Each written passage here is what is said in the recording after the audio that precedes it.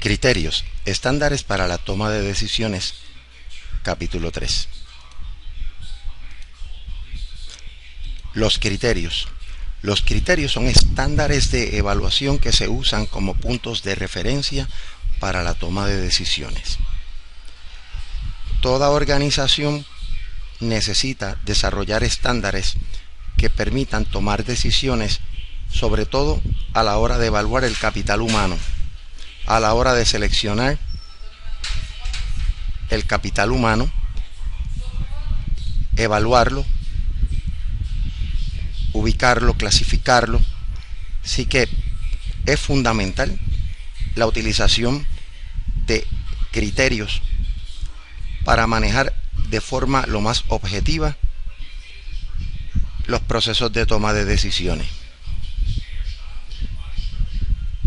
Los criterios pobremente definidos son fuentes de conflicto en las empresas, ya que tienden a dominar los gustos y los valores de las personas.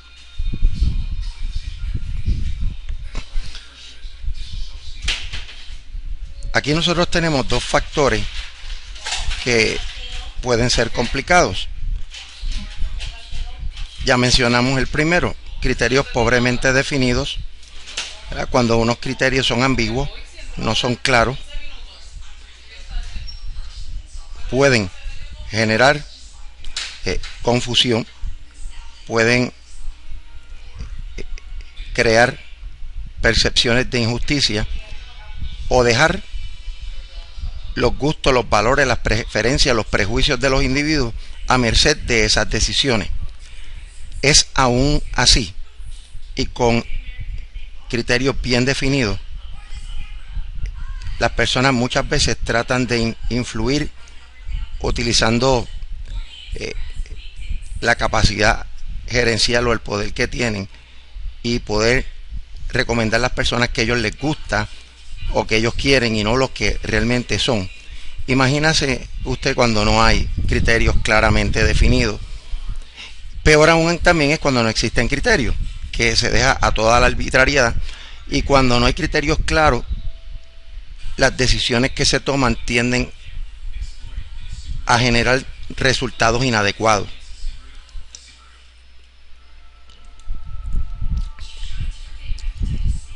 Ahora, para los criterios ser efectivos, tienen que ser medibles con precisión.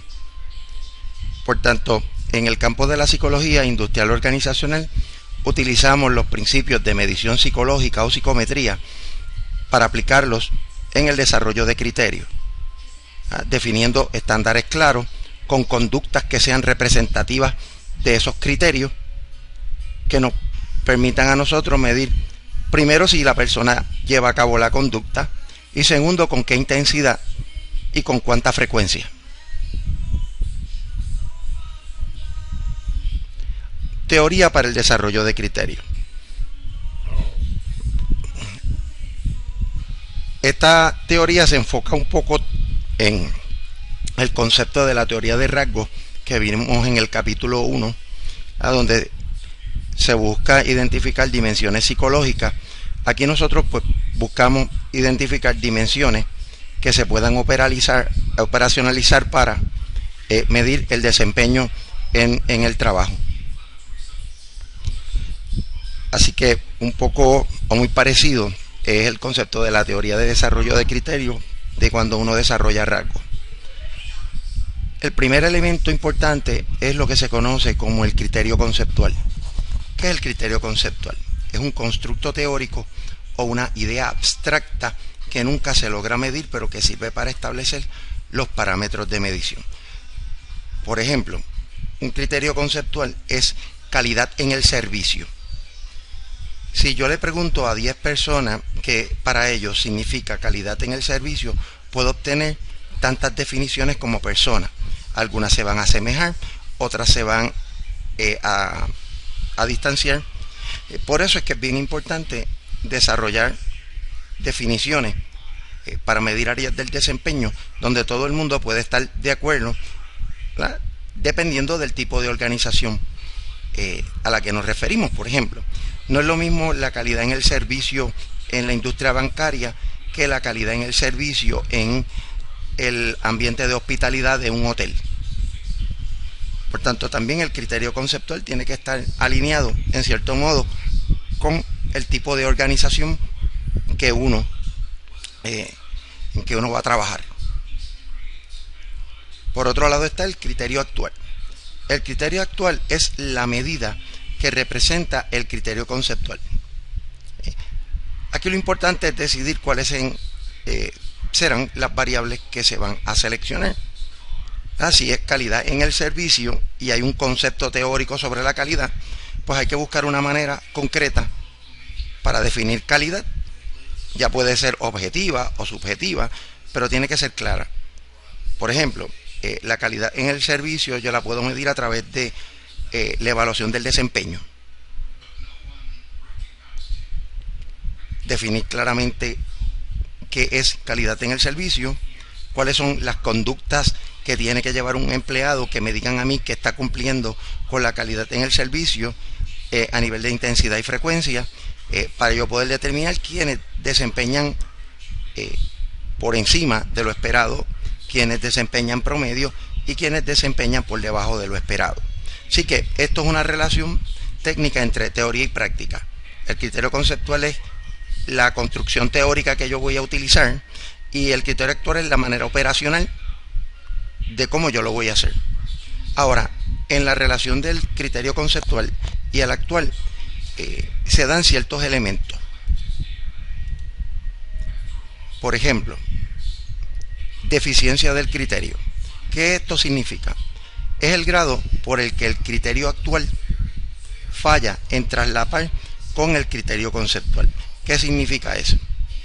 Que la medida de desempeño que yo estoy utilizando no mide bien el concepto que yo quiero medir. Por ejemplo, la evaluación del desempeño no me está midiendo la calidad en el servicio de la manera que lo debe hacer.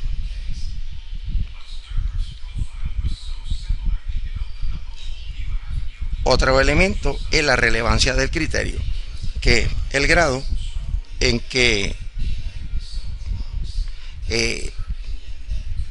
ambos criterios coinciden. O sea, cuánto, y esto también tiene que ver con la validez. Mientras más válido es el instrumento que mide el constructo, mientras más válida es la evaluación, más relevancia hay. Eso es una manera empírica de poderlo probar. Yo he hecho, por ejemplo, evaluaciones de la validez de un sistema de evaluación del desempeño, donde empíricamente investigo si esas dimensiones aparentan medir 1, 2, 3, 4 dimensiones en particular. Así que lo que hacemos es que empíricamente determinamos si el instrumento sirve o no sirve para medir las dimensiones, y eso nos ayuda a estimar la relevancia del criterio. Ahora, también tenemos que enfrentarnos a otro factor, que es la contaminación, que es aquella parte del criterio actual que no se relaciona con el criterio conceptual. ¿Y cómo eso se observa? Si yo tengo una definición conceptual de un criterio ambigua, demasiado amplia, que no es representativo del constructo, pues voy a tener problemas. Por tanto, tengo que garantizarme que también el criterio conceptual que tengo es uno que se puede medir con precisión.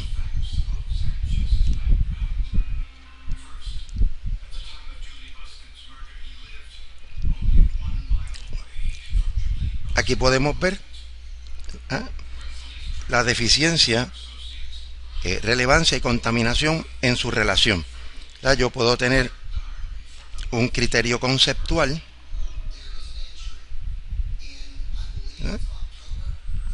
tengo el criterio actual, aquí tengo la relevancia, lo que uno comparte con el otro, y aquello que no explica el criterio conceptual del actual es deficiencia, y aquello que el criterio actual no explica del conceptual es contaminación. Aquí tenemos un ejemplo concreto donde tenemos la medición de calidad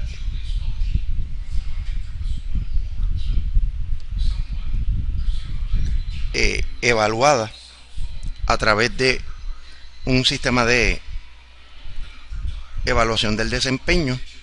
Y por ejemplo, la relevancia es la precisión con que se mide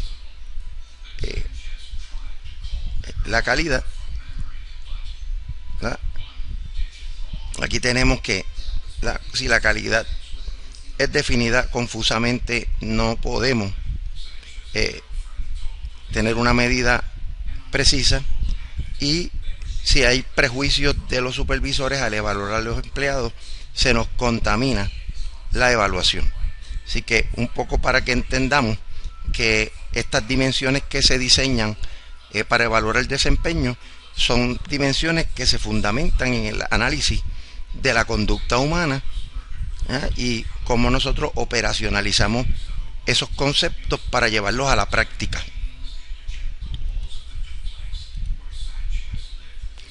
Ahora, ¿qué podemos decir del desarrollo de los criterios? Pobres criterios van a llevar a malas decisiones. Si tengo criterios que me permiten hacer evaluaciones equivocadas, mis recomendaciones y mis decisiones así serán. Como mencioné, los criterios deben ser válidos y confiables. Debe probarse de tiempo en tiempo que dichos criterios miden lo que deben medir. Si miden calidad en el servicio, eso es lo que deben medir, y que lo miden consistentemente, y esa es la confiabilidad. Se pueden desarrollar deductiva o inductivamente. Yo puedo desarrollar un criterio recopilando información del desempeño y luego definiendo la dimensión, o que eso es la forma deductiva, y la forma inductiva es yo definiendo a priori unas dimensiones y validarlas con la información que observo a través del sistema de evaluación. En términos estratégicos, estas se deben desarrollar a corto plazo, y eso es lo que se conoce como criterio proximal. ¿Por qué? Porque las decisiones a corto plazo pues son decisiones que pueden fluctuar de día a día, de mes a mes, en periodos cortos, pero tampoco podemos perder de perspectiva de que estratégicamente las organizaciones necesitan tomar decisiones con criterios a más largo plazo, especialmente cuando las organizaciones tienen planes estratégicos que quieren lograr unos resultados a 2-3 años. Por tanto, también uno como psicólogo tiene que ver que hay que desarrollar criterios que permitan tomar decisiones a corto plazo, pero también desarrollar criterios que permitan que a largo plazo se pueda ver el panorama de la organización en diferentes instancias.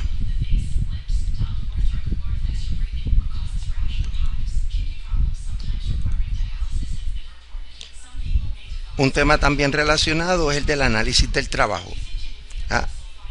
Una vez yo defino los criterios, esos criterios tienen que alinearse con los distintos tipos de trabajo que existen en la organización. Por tanto, el análisis del trabajo es la herramienta que permite de manera formal definir el contenido del trabajo en términos de actividades a desempeñar y los atributos necesarios que necesitan las personas para realizar el trabajo.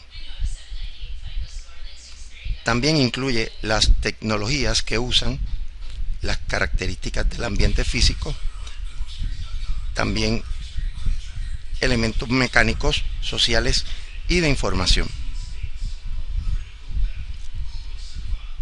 Las personas o recursos más importantes para recoger la información son los empleados, el supervisor y el analista de puestos. Los empleados porque son las personas que realizan el trabajo, los supervisores porque son aquellas personas que evalúan el trabajo, y un analista de puestos que muchas organizaciones tienen personas que se dedican a eso, están constantemente actualizando los diferentes puestos como parte del análisis del trabajo, y también poseen los conocimientos para obtener esa información. También dentro del análisis del trabajo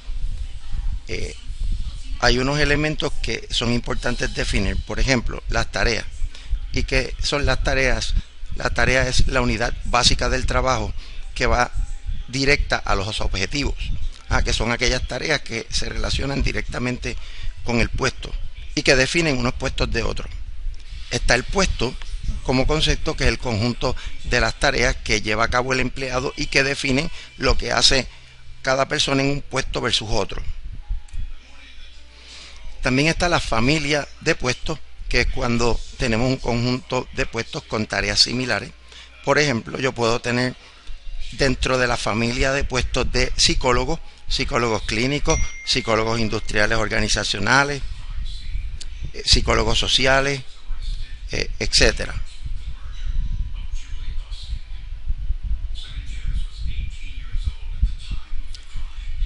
Ahora, ¿cuáles son los enfoques o procedimientos que se llevan a cabo cuando se analiza un trabajo?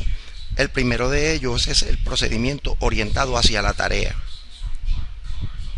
Aquí lo que se busca es identificar las tareas, que ya lo definimos, y responsabilidades, que son aquellas tareas, son tareas también, pero que definen el tipo de responsabilidad que uno tiene en el puesto. Por ejemplo, yo soy un psicólogo y yo soy responsable por hacer las evaluaciones psicológicas de todas las personas dentro de la organización. Nadie más es responsable en otros puestos sino yo. Usualmente esas responsabilidades se definen por la especificación clara de lo que hace una persona. Y las funciones, que las funciones es básicamente aquellas tareas que son bien específicas al puesto y que tienen que delinearse de forma tal que si una persona con impedimento solicita el empleo y se le puede hacer un acomodo razonable, las pueda llevar a cabo de la misma manera que una persona que no tiene dichas limitaciones.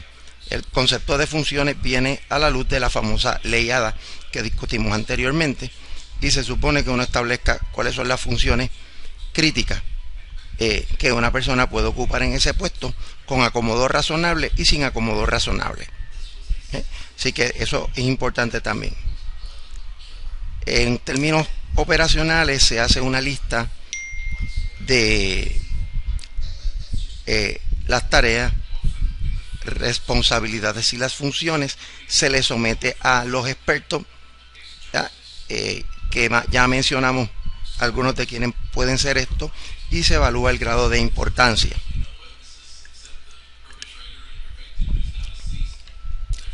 Volviendo al concepto de las funciones, el doctor Signifying, consciente de cumplir con la ley ADA, y anteriormente ya él venía por mucho tiempo haciendo un análisis del concepto de función, porque un puesto también tiene que definirse por sus funciones, y que sus funciones sean diferentes a las de otros puestos, y si son similares a las de otros, tiene que haber una manera de diferenciarlas. El análisis funcional del trabajo, según lo establece el Dr. Signifying, evalúa lo que el trabajador hace. Segundo, cómo lo hace, y ahí se evalúan los requisitos del puesto en función de tres elementos. Las personas, o sea, cómo esa persona en un puesto interviene con otras o colabora con otras. Los datos, cómo se manejan los datos dentro del trabajo. Y las cosas, que es una categoría amplia que utiliza el Dr. Fine para definir aspectos tales como tecnología, equipo, procedimientos de trabajo y otros.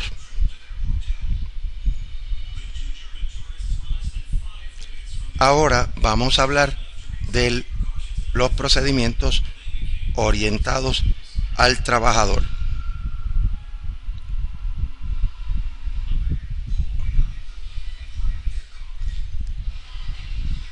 Los procedimientos orientados al trabajador examinan los atributos o las características que necesitan los empleados para hacer su trabajo. Aquí uno analiza los conocimientos, las destrezas o habilidades que necesita el empleado para hacer su trabajo en alianza con cuál es la preparación académica que le permite o los adiestramientos que le permiten a esa persona ejecutar esas destrezas y las habilidades que necesitan para llevar a cabo. Claro, también están las destrezas que usualmente son de carácter psicomotor, y las destrezas es una combinación de información y procedimiento, o sea, es conocimiento procedimental aplicado, pero también conocimiento declarativo. El conocimiento declarativo es toda aquella teoría y aquel conocimiento de cómo se hacen las cosas. El conocimiento procedimental tiene que ver de cómo yo lo aplico y también qué habilidades yo tengo, planteándome el hecho de que hay personas que nacen con unas habilidades mayores y mejores que otros. Así que eso ayuda en cierto modo a entender la complejidad del puesto en su totalidad. Estrategias para recoger la información sobre el puesto. Este es el análisis de contenido de documentos, que es uno primero identificar el trabajo que se va a evaluar, cuáles son todos los documentos que tienen que ver con ese trabajo, desde ya análisis previos del trabajo, procedimientos operacionales, guías y manuales de equipo, también procedimientos, manuales y cualquier otra información que permita tener claramente los elementos relacionados al puesto. También se hacen entrevistas individuales o de grupo. Las entrevistas individuales tienen el problema de que hay ocasiones donde las personas tienden a exagerar o a minimizar el tipo de trabajo que realizan. Por tanto, es incluso en mi experiencia como consultor, utilizar grupos no muy grandes, 4 o 5 personas que ocupen el mismo puesto, y hacerle preguntas sobre el trabajo e ir recopilando y analizando la información, porque si hay alguien que está exagerando, sus mismos compañeros cancelan esa aseveración, y si está minimizándolo también. Otra forma importante es la observación directa, uno poder observar directamente lo que está pasando y poder medir las conductas en términos de intensidad y frecuencia.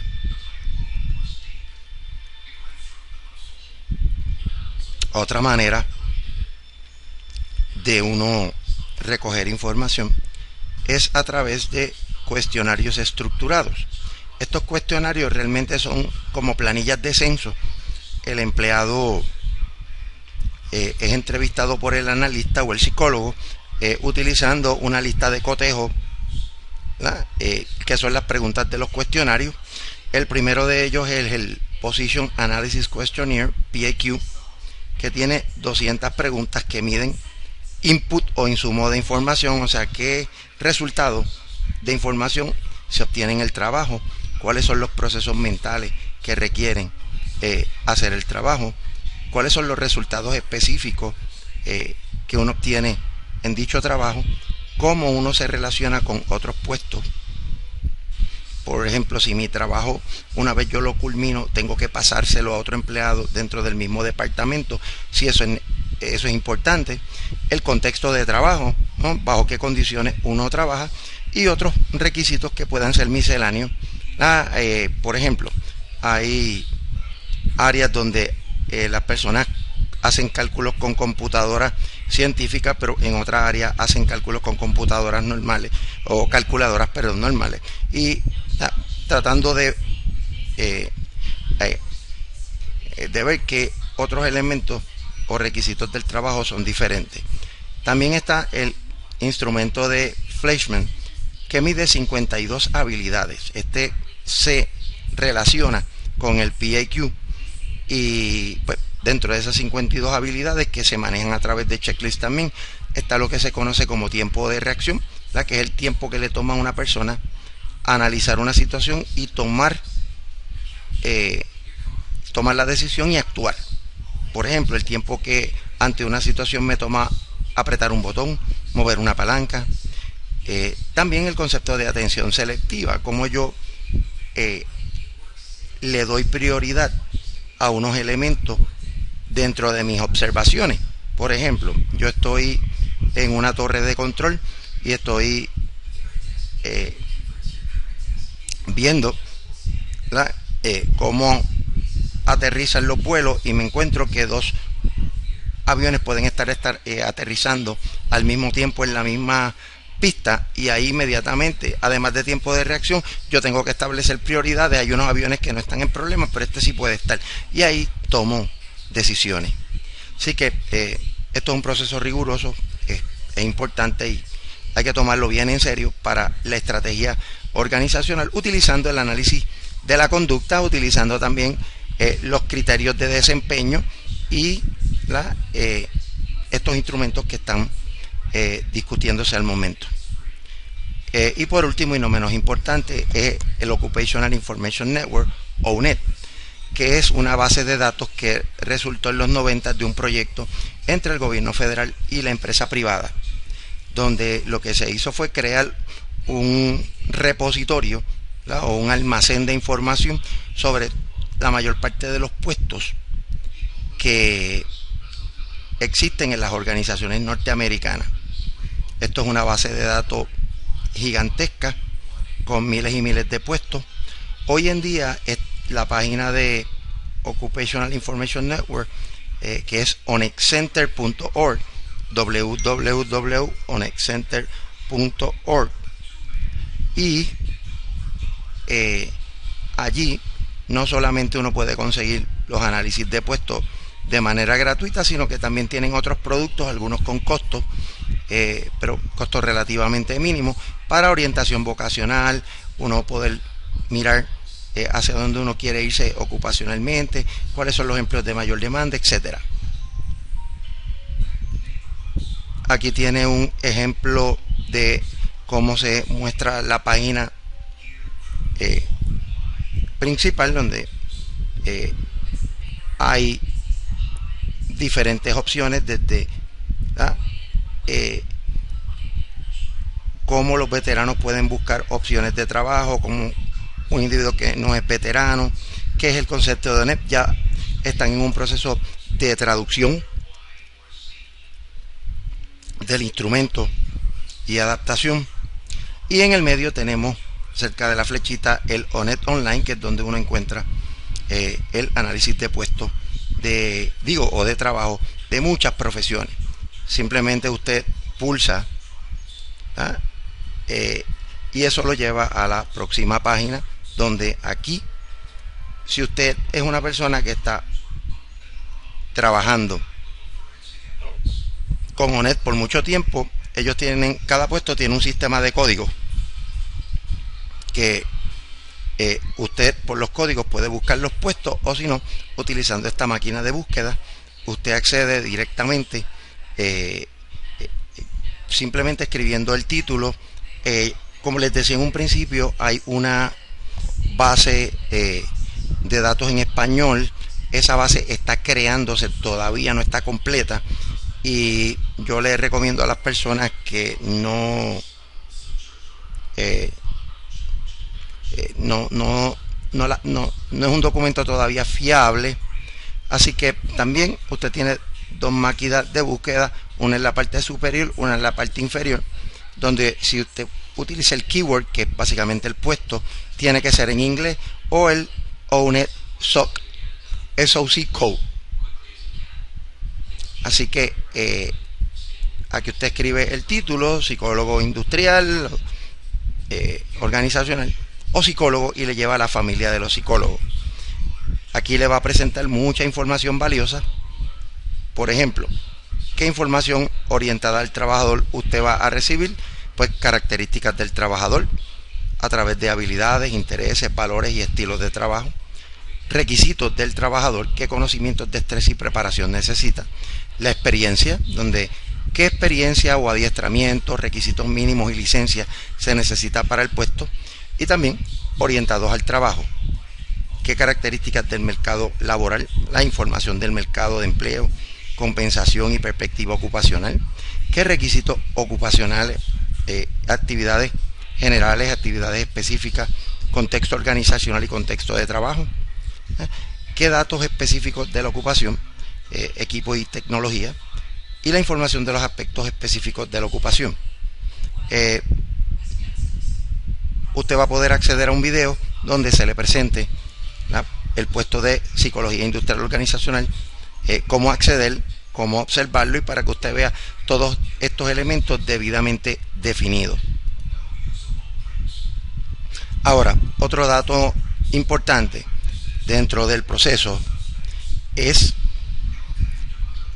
el análisis del trabajo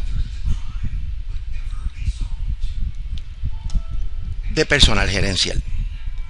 El análisis del trabajo del personal gerencial es un poco diferente, porque más que hablar de tareas específicas, hay un énfasis en factores tales como planificación, toma de decisiones, manejo de proyecciones económicas, liderazgo y aspectos administrativos como planificación y organización, manejo efectivo de presupuesto, que son aspectos de finanzas que también un líder debe conocer.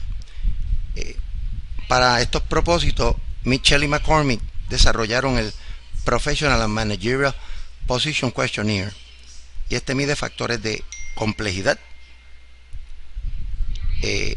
impacto organizacional y nivel de responsabilidad.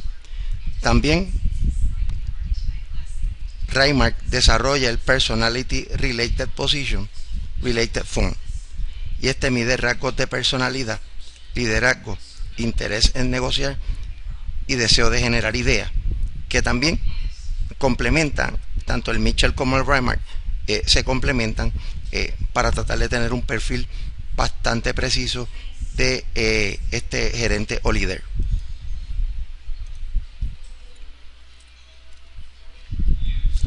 Usos de la información de los análisis de puesto o de análisis del trabajo. Identificar los instrumentos de selección, a través de ello conocer cuáles son las características del puesto y cuáles son los requisitos. Uno puede mirar qué nivel de inteligencia o habilidad cognitiva, qué rasgos de personalidad, qué actitudes hacia el trabajo tiene esta persona. También poder obtener muestras de trabajo de este candidato a ser seleccionado. Así que nos da una ayuda muy útil para uno poder identificar qué instrumentos hacen falta para seleccionar el mejor candidato. También organizar los puestos en familia, porque si no hay unos criterios claros que diferencien unos puestos de otros, por ejemplo, dentro de la familia de administrador de oficina 1, 2, 3, puede darse situaciones de conflicto, ambigüedad y legalmente discrimen en términos de paga y beneficios posteriormente. También determinar el contenido de los adiestramientos a raíz de lo que los empleados traen en términos de conocimientos, destrezas, experiencias, rasgos de personalidad. Uno identificar qué elementos le faltan y proveérselos a través de adiestramiento. También determinar los criterios de evaluación del desempeño, que lo veníamos diciendo. Tiene que haber una alineación entre lo que hace el empleado y cómo se le va a evaluar, que fue la primera parte que cubrimos en el desarrollo de la teoría de los criterios. Ahora, en estos tiempos es interesante ver cómo las organizaciones se han movido o se están moviendo estratégicamente hacia el éxito a nivel organizacional. Por ejemplo, ¿qué conocimientos y destrezas debe dominar todo el mundo? Eso es una pregunta que se hacen estratégicamente los líderes de una organización. Por lo que el utilizar un modelo de competencia es clave para poder determinar cuáles son aquellas áreas de dominio que una persona o cada persona dentro de la organización debe manejar. Por tanto, un modelo de competencias es el proceso para determinar las características humanas, y ahí está entre paréntesis competencias, que necesitan los asociados para realizar su trabajo de manera exitosa dentro de la organización. Aquí esto aplica a todos los asociados de la organización, se definen de forma estratégica y uno tiene que adiestrar y evaluar las competencias para que el modelo funcione y uno poder tener rendición de cuentas con que cada persona pueda ser medido en la aplicación de dichas competencias. Ejemplos de competencia, aquí le presento dos. Comunicación. Si yo quiero que todo el mundo sea efectivo en la comunicación en mi organización, pues tienen que tener la habilidad de lograr el entendimiento a la completa satisfacción de todas las partes involucradas, desarrollar una amplia capacidad para escuchar los mensajes, identificarse con la situación de la persona que recibe el mensaje, se expresan de manera clara y cándida por escrito y oralmente, utilizan varios medios para enviar el mensaje y verificar que éste llegue con la intención que se envió, servicio al cliente externo e interno, donde se esfuerzan por satisfacer y exceder las necesidades del cliente y servirle mejor, tratar a sus compañeros de trabajo de igual forma que tratan a clientes externos, se colocan en la posición o situación de sus clientes internos y externos para identificar sus necesidades con mayor precisión. Aquí lo que estamos diciendo es que estas dos dimensiones se va a adiestrar concienzudamente y se va a evaluar a todos los miembros de una organización esperando que lleven a cabo las conductas que son representativas de esas competencias.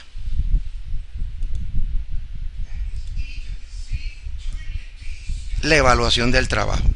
¿Cómo entonces nosotros hacemos una evaluación? Una vez definimos todos los puestos, una vez definimos las competencias organizacionales, pues la evaluación del trabajo es el procedimiento que se utiliza para determinar el valor relativo y de compensación de los puestos en la organización.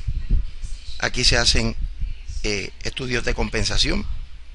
Si son profesiones, se busca información de colegios o asociaciones profesionales donde se hacen estudios de salario. La Sociedad para la Psicología Industrial Organizacional hace entre 1 o cada 2 años un análisis de salario para informarle a los psicólogos cuánto ha cambiado el tipo de salario de los psicólogos a través de los Estados Unidos. Pasa con los ingenieros, con asociaciones profesionales, o uno llamando a diferentes organizaciones, porque la idea es ver si uno está pagando a nivel del mercado, si uno está por debajo del mercado o si uno está por encima del mercado. Hay que todo eso uno lo tiene que mirar en contexto.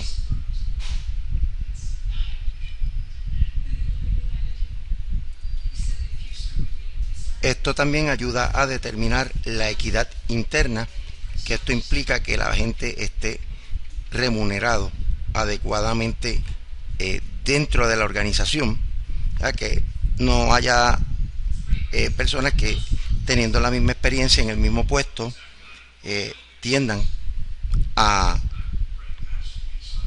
estar cobrando de manera diferente, especialmente cuando son personas de grupos protegidos, lo cual puede crear implicaciones legales serias.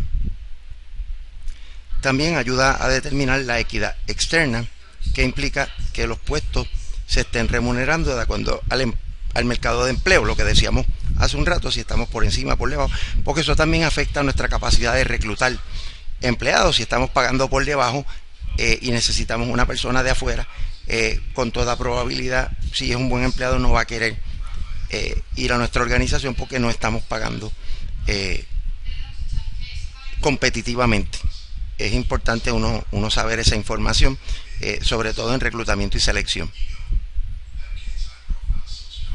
Ahora, en términos de los factores compensables dentro del proceso del puesto, uno tiene que determinar, ¿verdad?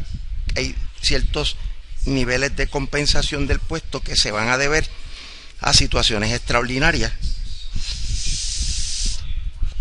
Incluso usted puede tener dos personas. Por ejemplo, hace unos años yo trabajé en una compañía que tenía operadores de manufactura y operadores de planta física, y en términos generales hacíamos casi el mismo trabajo, pero por el nivel de peligrosidad que tenían los operadores de planta química, que tenían que mezclar productos y trabajaban bajo unas condiciones bastante fuertes, había entonces unos incentivos adicionales. También es importante recordar que en puestos que no son de gerencia se ha identificado factores compensables como el esfuerzo, cuánto esfuerzo uno dedica a una tarea, y eso hay que definirlo, las destrezas que uno aplica, si son destrezas diferentes, si las responsabilidades son distintas a las regulares, y las condiciones de trabajo, desde la temperatura hasta el setting donde uno opera.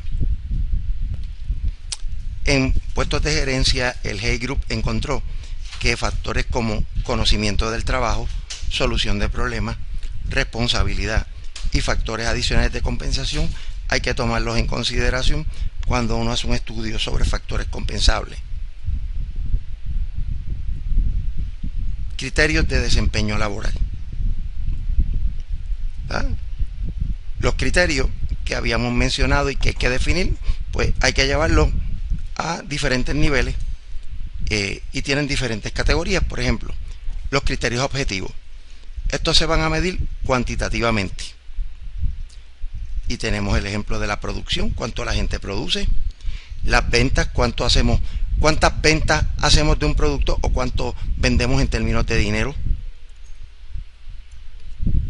El tiempo que se trabaja o el turnover, cuánta gente se nos va en el camino después que lo adiestramos, le pagamos cursos, invertimos en él, se nos fueron. El absentismo, cuánto falta la gente por distintas razones. Los accidentes, cuántas personas se nos accidentan en el camino. Y los robos, ¿ya? Cuánto del producto o de los equipos que tenemos en la organización, ¿verdad? Que el robo es una conducta contraproducente y tiene unos costos bien fuertes para una organización si no se tratan de erradicar. Continuando con los criterios de desempeño laboral, tenemos los criterios subjetivos. Estos se definen como juicios que se hacen sobre el desempeño usando alguna escala o instrumento. Típicamente este juicio lo hace un supervisor o se hace por múltiples fuentes en lo que se llama evaluación de 360 grados, donde el empleado se evalúa, los compañeros lo evalúan o clientes externos lo evalúan, y esa evaluación llega al supervisor, se sintetiza y se discute con el empleado, vista desde los ángulos de todos estos protagonistas. Se ha encontrado que con un buen adiestramiento y práctica se pueden hacer evaluaciones precisas, o sea que los supervisores tienen que aprender y saber cómo evaluar y cómo dominar el sistema de evaluación del desempeño que la compañía ha desarrollado. Eso aumenta dramáticamente la buena evaluación y aumenta la percepción de justicia en términos, ¿verdad?, de cómo los empleados analizan el clima organizacional. Se recomienda más de un evaluador para que el proceso sea confiable, para, ¿verdad?, poder contrastar las apreciaciones de cada uno de ellos. Continuando con los criterios, existe una interrelación entre los criterios del desempeño, o sea que calidad y cantidad de trabajo se pueden interrelacionar. Por tanto, hay que tratar de definir conductas que en cierto modo eviten esa interrelación. Mientras más complejo sea el puesto, más criterios se deben usar, o más criterios se van a usar por la naturaleza del tipo de trabajo. Otro elemento es que los criterios son dinámicos, cambian con el tiempo y eso puede afectar las decisiones de recursos humanos. Hace unos años atrás, este servidor hizo una validación del sistema de evaluación del desempeño de una compañía, una corporación gubernamental, y como parte de los resultados, pues se encontró que había dimensiones como la puntualidad y la asistencia que no necesariamente eran significativos. Así que eso también es importante. Es importante analizar el efecto del tiempo en los criterios. Nuevamente, hay que estar analizándolo y ver cómo los cambios en el ambiente organizacional y en la dinámica y en los mismos criterios basados en la estrategia organizacional impactan la medición del desempeño. O sea, esto es un proceso bien dinámico, no es estático, y hay que tener personas que están a cargo constantemente evaluando dichos cambios. Y también hay que incluir criterios relacionados con las actitudes de los empleados, y una de ellas, y la más que se ha estudiado en años recientes, es ciudadanía organizacional. Otro elemento, ¿verdad?, que hay que tomar en consideración como parte de los criterios de evaluación son los comportamientos contraproducentes en el trabajo. Estos se definen como comportamientos que son nocivos tanto para los asociados y para la organización en general. Tienden a darse de forma intencional y tienen como objetivo una percepción de injusticia en personas o la organización. Las conductas contraproducentes individuales, ¿verdad?, tanto como los chismes, acoso moral o psicológico y amenaza y robo, entre otros, afectan el clima organizacional, afectan cómo la cultura promueve los valores y la eficiencia internamente, etcétera. Otro elemento es el trabajo emocional. El trabajo emocional, ¿verdad? Hay trabajos donde el requisito es que los empleados expresen ciertas emociones, ¿verdad?, en determinados trabajos. Por ejemplo, la compañía Disney invierte mucho tiempo en que la gente sean agradables, manifiesten una sonrisa la mayor parte del tiempo, sean afables, no contradigan ni entren en conflicto con los clientes. Los empleados tienen que aprender un libreto determinado, en el caso de Disney, que requiere expresar emociones positivas. Por ejemplo, establecer contacto visual, sonreír y dar los buenos días. Y se ha encontrado que los clientes pueden distinguir cuando estas conductas son fingidas y cuando son naturales. Por tanto, las personas hay que adiestrarlas fuertemente para que no que las simulen, sino que sientan que naturalmente tienen un deseo de que demostrando emociones positivas ayudan a los clientes. También tenemos el factor de las conductas adaptativas y de ciudadanía organizacional. Aquí las conductas adaptativas son comportamientos que permiten que los empleados aumenten su capacidad para lidiar con cambios organizacionales, como la resiliencia. También la ciudadanía organizacional, que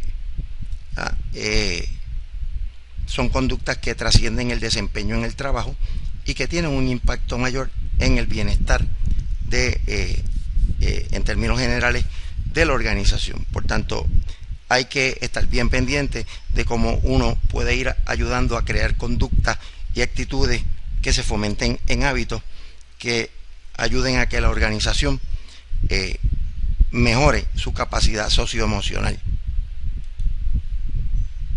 Ahora, es bien importante tener presente que el desempeño de los criterios es dinámico.